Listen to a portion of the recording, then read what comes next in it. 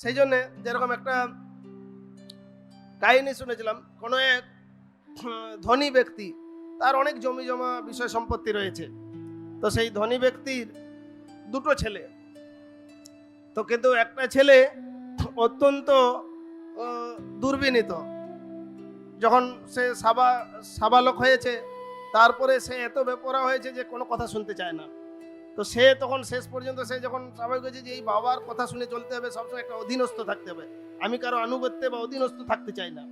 তো সে তার বাবা বলছে, আমাকে আমার বিষয় সম্পত্তির ভাগ দিয়ে দাও, আমি আমার স্বাধীন মতো ভাবে ভোগ করবো, স্বাধীন মতো ভাবে চলবো, আমি ওই কারো কথা শুনে কারো অধীনে চলতে চাই না।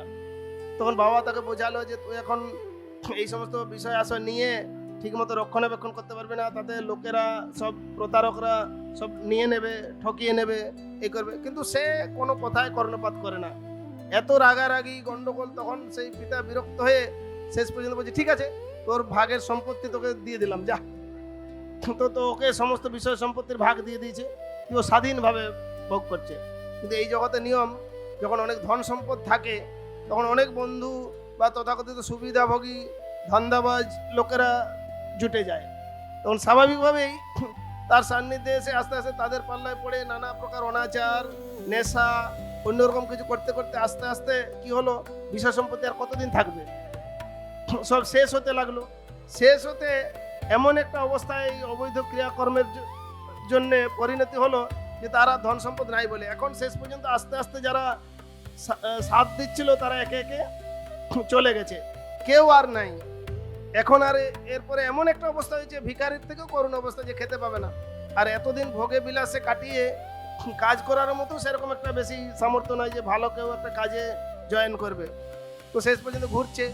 তো অনেক ঘুরে অনাহারে দিন যাবে, কাজ তো কিছু করতে হবে, কাজ না করলে খাবে কি। তখন সে একটা কৃষকের হাতে পায়ে ধরে একটা কাজ নিয়েছে। তো সেই কৃষকের অনেক ক্ষেত খামার ছিল। তো সে তাকে এমন একটা জঘন্য কাজ দিয়েছে, তার 100টা শূকর দেখাশোনার দায়িত্ব দিয়েছে। সে ওই শূকর চড়ায় আর তাকে নানা রকম গালিগালাজ করে, আর পচা বাসি রুটি এই সমস্ত খেতে দেয়। এতদিন এত আরাম আয়াসে জমিদারের ছেলে এরকম ভাবে থেকে এখন কিরকম একটা বীতশ্রদ্ধ অবস্থা, সেই ঘৃণ্য প্রতিকর অবস্থায় জীবন যায় যায় অবস্থা। শ্রী রাধা মাধব অষ্টসখী শ্রীমান মহাপ্রভু কি যায়। তো এই অবস্থায় কি হয়েছে, সে চিন্তা করছে, হায় হায় আমি কি ছিলাম তখন, প্রথম পর্যায়ে বাবার কথা শুনলাম না, সব কিছু নিয়ে এখন সর্বশান্ত হয়ে এই লোকটার গালিগালাজ মারধর খেতে হচ্ছে, আর একদম পচা বাসি রুটি খেয়ে জীবনাতিপাত করতে হচ্ছে।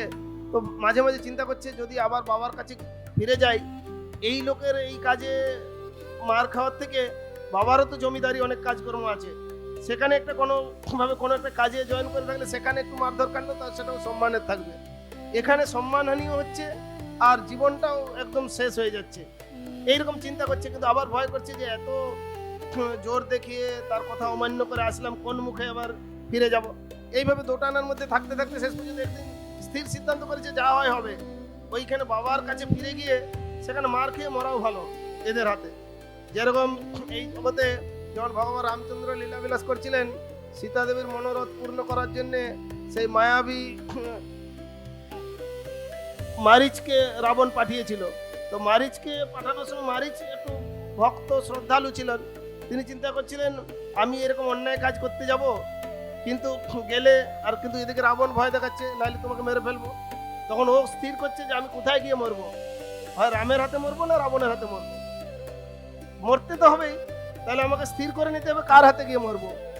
তো তখন সে চিন্তা করছে যে রাবণের হাতে মরার থেকে রামের হাতে গিয়ে মরা ভালো, কেননা তাহলে মুক্তি পাবো, এই চিন্তা করে। ঠিক সেই রকম এই অসহায় এই ব্যক্তি চিন্তা করছে যে আমি তাহলে যাই।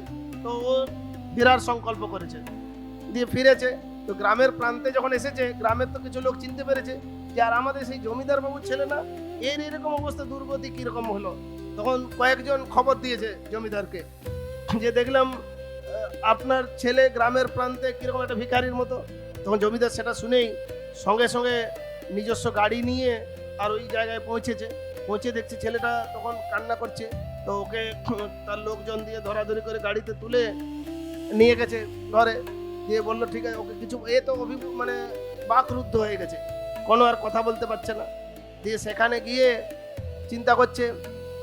তারপরে ওকে শুশ্রূষা ওকে কিছু যত্ন আত্তি করে যখন স্বাভাবিক হয়েছে, তখন ওই পিতা চিন্তা করছে যে ঠিক আছে, তাহলে তুমি এখন জীবনের আসল বাস্তবতাটা বুঝতে পেরেছো, অতএব এখন তোমাকে এই জমিদারি দেখাশোনা আর সব কিছুর মালিকানা আমি দিচ্ছি, এগুলো ভালো করে সুষ্ঠুভাবে চালাও। তখন সে অভিভূত হয়ে গেছে, আমি এত কিছু অপরাধ এত কিছু করার পরেও তিনি সস্নেহে আমাকে আবার নিজের করে নিয়েছে। তো এটা বলার উদ্দেশ্য হচ্ছে, আমাদের দুর্দশাটা হয়ে গেছে সেরকম, আমরা পরম মালিক পরমেশ্বর ভগবান তার বিরুদ্ধাচরণ করে আমরা পৃথকভাবে ভোগ করার জন্য এত অদম্য বাসনা করেছি যে ভগবান আমাদেরকে পাঠিয়ে দিয়েছে এখানে জড় জগতে ভোগ করার জন্য, যে তোমার কর্ম অনুসারে তুমি যত খুশি ভোগ করো।